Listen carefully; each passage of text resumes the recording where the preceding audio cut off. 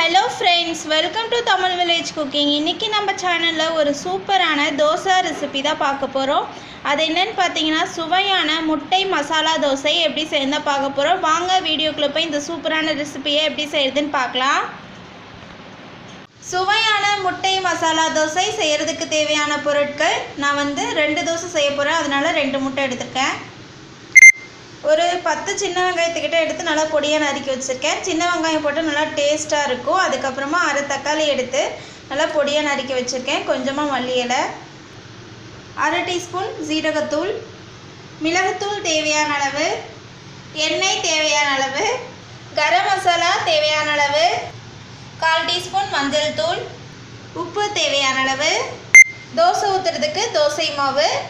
அவ்வளோதாங்க சுவையான முட்டை மசாலா தோசை செய்கிறதுக்கு தேவையான பொருட்கள். இப்போ வந்து 2 முட்டை உடைச்சு ஊற்றி வச்சுருக்கேன். இதில் வந்து உப்பு சேர்த்துக்கலாம், மஞ்சள் தூள். இப்போ வந்து இது ரெண்டுத்தையும் சேர்த்து நல்லா மிக்ஸ் பண்ணி விடுங்க. இப்போ வந்து மல்லி இலை சேர்த்துக்கலாம், அது கூட தக்காளி, வெங்காயம், ஜீரகத்தூள், கரம் மசாலா, பெப்பர். இப்போ வந்து இது எல்லாத்தையும் நல்லா மிக்ஸ் பண்ணி விடுங்க. இப்போ வந்து முட்டை மசாலா தோசை செய்கிறதுக்கு நம்ம வந்து முட்டையை உடைச்சி ஊற்றி எல்லா மசாலாவும் மிக்ஸ் பண்ணி ரெடியாக வச்சுருக்கோம். இப்போ வந்து தோசை ஊற்றிக்கலாம். இப்போ தோசைக்கல் அடுப்பில் வச்சு நல்லா சூடாகிடுச்சு. ஃபஸ்ட்டு வந்து தோசை ஊற்றிக்கலாம். இப்போ தோசை ஊற்றி ஓரளவுக்கு லைட்டாக வெந்திருக்கு. இந்த டைமில் நம்ம மிக்சிங் பண்ணி வச்சுருக்கக்கூடிய முட்டை சேர்த்துக்கலாம். சேர்த்துட்டு தோசையில் எல்லா பக்கமும் நல்லா வந்து ஸ்ப்ரெட் பண்ணி விடணும்.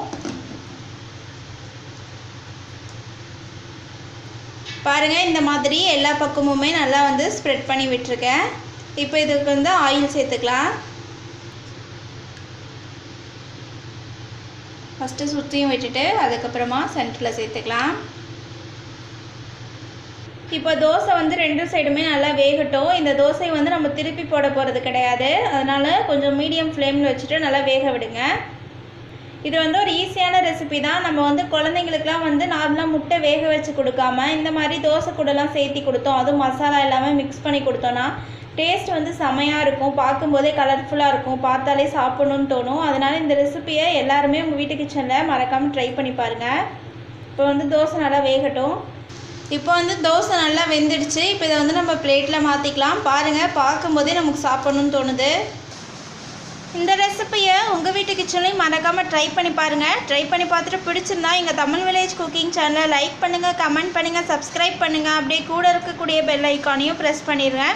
அது மட்டும் இல்லாமல் இதே மாதிரி உங்களுக்கு பிடிச்ச ரெசிபிஸோட குக்கிங் வீடியோஸும் பார்க்கணுன்னு ஆசைப்பட்டீங்கன்னா அந்த நேமை மட்டும் எங்கள் சேனலோட கமெண்ட் பாக்ஸில் மறக்காமல் கமெண்ட் பண்ணுங்கள். அதுக்கான குக்கிங் வீடியோவை நாங்கள் கண்டிப்பாக அப்லோட் பண்ணுவோம். தேங்க்யூ.